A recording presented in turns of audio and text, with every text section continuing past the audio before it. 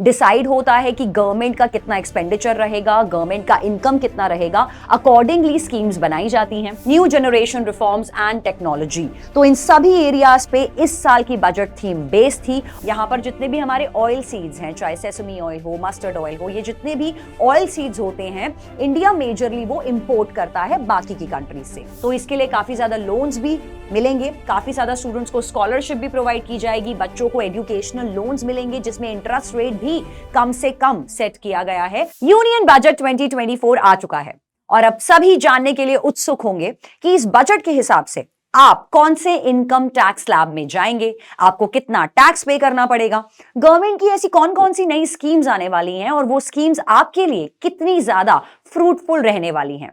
तो इन सभी फैक्ट्स को आज हम जानेंगे in the key highlights of national budget 2024।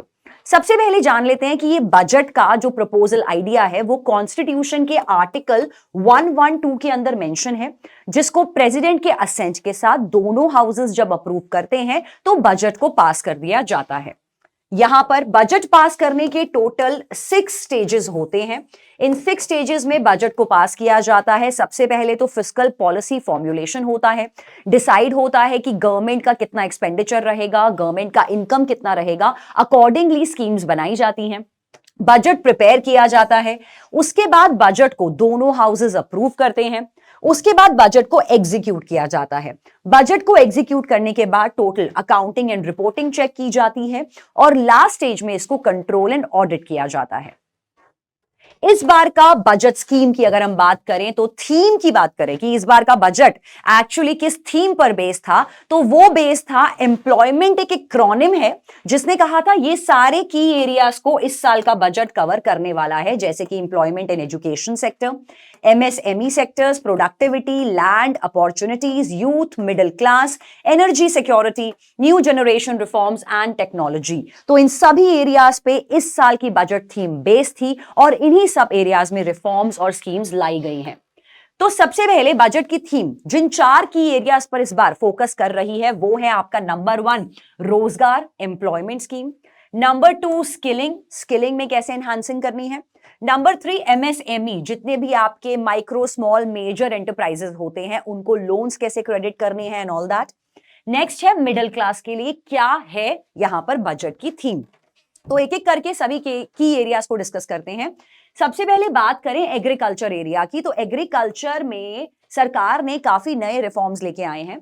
यहां पर उन्होंने ये डिस्कस किया है कि इस बार हम लोग वेजिटेबल का सप्लाई चेन बनाए रखेंगे। अक्सर मॉनसून वेदर्स में होता है कि वेजिटेबल सप्लाई नहीं होती, जिस वजह से क्रॉप्स महंगी हो जाती हैं, तो वेजिटेबल सप्लाई चेन को बनाया रखा जाएगा। यहां पर रिलीजिंग द न्यू वैरायटीज, तो ये डिस्कस हुआ है कि 109 HYV सीड्स, जो ऐसे हाई यील्डिंग वैरायटी सीड्स होते हैं, उनको हम लोग अडॉप्ट करेंगे ताकि एग्रीकल्चर और ज्यादा बूस्ट हो सके। साथ के साथ 32 हॉर्टिकल्चर क्रॉप्स पे भी फोकस करेंगे। और हम लोग अक्सर यहां पर जितने भी हमारे ऑयल सीड्स हैं, चाहे सेसमी ऑयल हो, मस्टर्ड ऑयल हो, ये जितने भी ऑयल सीड्स होते हैं, इंडिया मेजरली वो इंपोर्ट करता है बाकी की कंट्रीज से। तो इस बार का मुद्दा रहा है कि इसको आत्मनिर्भर भारत बनाना है। ऑयल सीड्स जैसे जितने भी आपके सनफ्लावर, सोयाबीन, सेसमी, ग्राउंड और मस्टर्ड सीड्स हैं, इनको इस बार हम लोग इंपोर्ट करने की जगह खुद यहां पर उगाएंगे, आत्मनिर्भर बनेंगे। एग्रीकल्चरल रिसर्च को भी रिफॉर्म किया जाएगा, जहां पर क्लाइमेट रेजिलिएंट क्रॉप्स को उगाया जाएगा। बहुत बार ऐसा होता है कि वेदर की वजह से मॉनसून में इरेगुलरिटीज होती हैं, तो ऐसी क्रॉप्स को उगाया जाएगा जो रेजिलिएंट हो, जो हर वेदर में, हर क्लाइमेट में छा जाएं। नेशनल कोऑपरेशन पॉलिसी स्टार्ट करेंगे, जहां पे कोऑपरेटिव सेक्टर को एक्स्ट्रा बूस्ट मिलेगा ताकि एग्रीकल्चर को और ज्यादा बूम किया जा सके। इसके बाद अगर हम लोग बात करें नेचुरल फार्मिंग की, तो नेचुरल फार्मिंग पे यहां पर गवर्नमेंट का इनिशिएटिव है कि वो लोग सर्टिफिकेशन प्रोवाइड करेंगे सब फार्मर्स को और लोन्स प्रोवाइड करेंगे। साथ ही साथ इंडिया की श्रिम्प प्रोडक्शन और एक्सपोर्ट पर ध्यान दिया जाएगा। साथ ही यहां पर डिजिटल पब्लिक इंफ्रास्ट्रक्चर बनाया जाएगा फार्मर्स के और उनके लैंड के लिए, और यहां पर उनको जन समर्थ करके किसान क्रेडिट कार्ड्स भी मिलेंगे ताकि यहां पर वही जय जवान जय किसान वाला नारा सही साबित हो सके। इसके बाद बात करते हैं एम्प्लॉयमेंट एंड स्किलिंग की। तो इस स्कीम के अंडर हमारे जितने भी युवा हैं उनको रोजगार देने के लिए सरकार की ये योजना है एम्प्लॉयमेंट और स्किलिंग की। एम्प्लॉयमेंट और स्किलिंग ये कहता है कि 20 लाख यूथ को जॉब प्रोवाइड की जाएगी, उनको स्किल्स प्रोवाइड किए जाएंगे, जो जॉब एरिया में वो स्किल्स इंपॉर्टेंट हो, जिनसे लोगों को नौकरी मिले, हमारी यूथ को नौकरी मिले। साथ के साथ 1000 इंडस्ट्रियल ट्रेनिंग इंस्टीट्यूशंस को सेटअप किया जाएगा, जिससे ज्यादा से ज्यादा एम्प्लॉयमेंट जनरेट की जा सके। तो इसके लिए काफी ज्यादा लोन्स भी मिलेंगे, काफी ज्यादा स्टूडेंट्स को स्कॉलरशिप भी प्रोवाइड की जाएगी, बच्चों को एजुकेशनल लोन्स मिलेंगे जिसमें इंटरेस्ट रेट भी कम से कम सेट किया गया है। तो ये सारे इसके बेनिफिट्स हैं। इसके बाद अगर हम लोग बात करें इंक्लूसिव ह्यूमन रिसोर्स की, तो ये कहता है विकास भी और विरासत भी। तो काफी सारे एरियाज को, काफी सारे कॉरिडोर्स को इंफ्रास्ट्रक्चर के थ्रू डेवलप करने की स्कीम है। तो यहां पर ये प्लान है कि eastern parts of the area को हम लोग सारे जितने भी ईस्टर्न स्टेट्स हैं, लाइक बिहार, झारखंड, वेस्ट बंगाल, ओडिशा, आंध्र प्रदेश, इन सब में इकोनॉमिक अपॉर्चुनिटीज जनरेट की जाएंगी और अमृतसर कोलकाता इंडस्ट्रियल कॉरिडोर का डेवलपमेंट होगा ताकि गया से भी इसका बेटर कनेक्टिविटी हो। साथ के साथ 3 लाख करोड़ का एलोकेशन किया गया है फंड का, जिससे कि विमेन और लड़कियों को बेनिफिट मिले। साथ ही प्रधानमंत्री जनजातीय उन्नत ग्राम अभियान, इसका शॉर्ट में आपने नाम सुना होगा, PMJUGA, पीएम जुगा भी कह सकते हैं। इनका है कि सोशो इकोनॉमिक कंडीशन इंप्रूव करनी है ट्राइबल लोगों की, जितने भी ट्राइबल लोग हैं तो उनको भी इंप्रूवमेंट देने के लिए, उनके लिए 5 करोड़ ट्राइबल लोगों के लिए अभियान स्टार्ट किया गया है ताकि उनके लिए भी भला हो सके। इसके बाद बात करते हैं 100 branches of Indian post panchayat bank भी खोली गई हैं, नॉर्थ ईस्ट रीजन में खोली जाएंगी। और साथ ही आंध्र प्रदेश रिऑर्गेनाइजेशन एक्ट के तहत फाइनेंशियल सपोर्ट मिलेगा 15,000 करोड़ का आंध्र प्रदेश को, जहां पर साथ ही उसका पोलावरम इरिगेशन प्रोजेक्ट को भी कंप्लीट किया जाएगा। एमएसएमई एंटरप्राइजेस के लिए भी सरकार ने काफी अच्छी स्कीम्स निकाली हैं। नंबर 1 कि यहां पर लोगों को कोलेटरल फ्री लोन मिलेगा, जितने भी किसान हैं, मतलब जो चीजें उनको गिरवी रखवानी पड़ती है लोन लेने के लिए वो नहीं करनी पड़ेंगी। उनको मिलेंगे मुद्रा लोन्स, मिलते थे मुद्रा योजना के अंडर मुद्रा लोन्स मिलते थे, जो 3 कैटेगरी के लोन्स होते हैं आपके, शिशु, किशोर और तरुण, तीनों की अपनी अपनी लिमिट है। तो ये लिमिट को बढ़ा दिया गया है, पहले ये लिमिट थी 10 लाख और अब 10 लाख से इस लोन की लिमिट को बढ़ा के 20 लाख कर दिया गया है ताकि किसान भाइयों का भी भला हो। साथ के साथ क्रेडिट गारंटी स्कीम निकाली गई है सारे के सारे किसान के लिए, साथ के साथ एमएसएमई के मैन्युफैक्चरिंग सेक्टर्स के लिए भी। तो यहां पर जितने भी मेजर, स्मॉल और माइनर एंटरप्राइजेस हैं, एमएसएमईज हैं, तो उन सभी को यहां पर लोन की सुविधा प्रोवाइड की जाएगी टू एक्सेल हाई।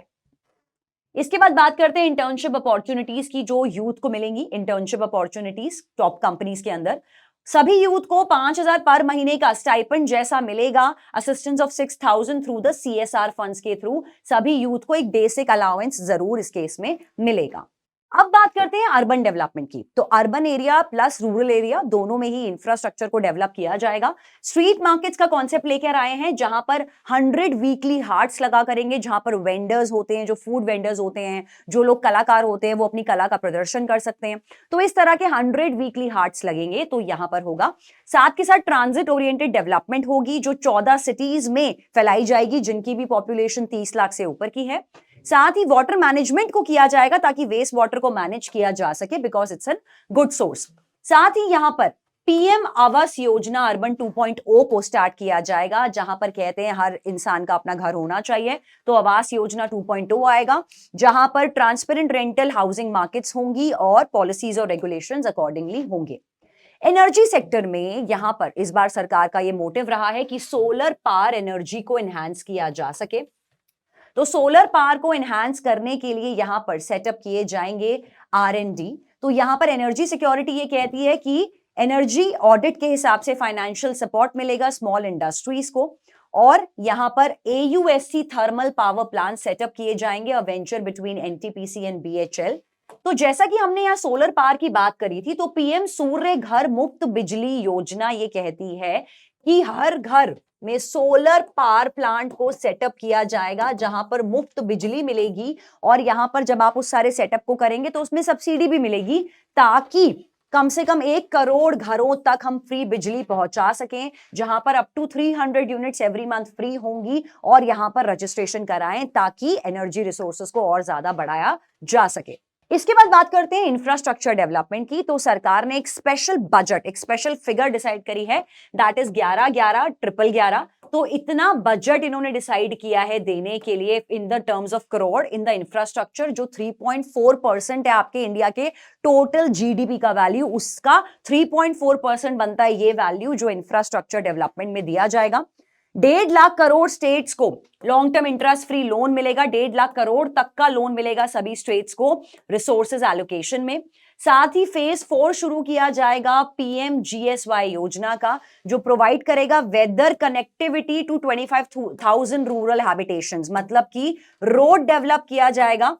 काफी ज्यादा जो गांव पिछड़े हैं जिनकी वजह से रोड कनेक्टिविटी नहीं होती है उनको जोड़ा जाएगा इस केसेस में, ताकि ऑल वेदर में ऐसी सिचुएशन ना आए कि उस रूरल एरिया तक कोई पहुंच ना पाए।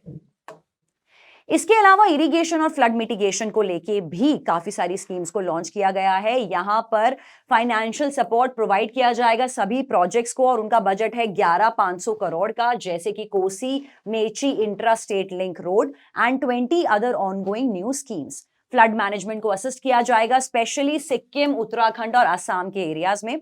असिस्टेंस प्रोवाइड की जाएगी काफी एरियाज जो पिछली बार बारिशों की वजह से खराब हो गए थे हिमाचल प्रदेश में, तो उसमें रिकंस्ट्रक्शन और रिहैबिलिटेशन किया जाएगा। साथ ही हम बात करें इनोवेशन की, इनोवेशन रिसर्च एंड डेवलपमेंट में, तो मोदी जी का मानना है कि जय जवान जय किसान जय अनुसंधान। तो अनुसंधान कहता है R&D research and development wing में भी इन्वेस्टमेंट करनी बहुत जरूरी है, तभी नई टेक्नोलॉजी सामने आएंगी। तो यहां पर इसके लिए भी बजट स्पेसिफाई किया गया है। Venture capital fund of 1,000 crore will be invested in the Vigyan research and development and science. अब बात करते हैं टैक्स प्रपोजल की, तो थोड़ा सा टैक्स को सिंप्लीफाई कर लेते हैं। यहां पर इनकम टैक्स 1961 को रिव्यू किया गया है। सिंप्लीफाइड टैक्सेस होंगे चैरिटीज पे और टीडीएस पे, litigation appeal and then deepening the tax base. तो यहां पर आपके न्यू टैक्स स्लैब्स हैं जिनके हिसाब से आपने कहीं पर 0% से लेकर मैक्सिमम अप टू 30% का इनकम टैक्स भरना होगा एज पर द बजट। इसके बाद बात करते हैं कस्टम ड्यूटीज की। तो काफी सारी चीजों से कस्टम ड्यूटी हट गई है और काफी सारी चीजों पे कस्टम ड्यूटी चेंज हो गई है। तो हम यहां पे बात करें, अगर 3 चीजों से, 3 कैंसर मेडिसिन से टोटली कस्टम ड्यूटी अबॉलिश कर दी गई है, क्योंकि health care is also important, ताकि उनको अफोर्डेबल बनाया जा सके। यहां पर कस्टम ड्यूटी रिड्यूस कर दी गई है मोबाइल फोन्स पर। तो अब आप अगर बाहर से मोबाइल फोन मंगवाएंगे तो कस्टम ड्यूटी वहां पर आपको कम पे करनी पड़ेगी। अगर हम बात करें गोल्ड और सिल्वर की, तो वहां पर भी 6% और 6.4% कस्टम ड्यूटी कर दी गई है गोल्ड और प्लैटिनम पर रिस्पेक्टिवली।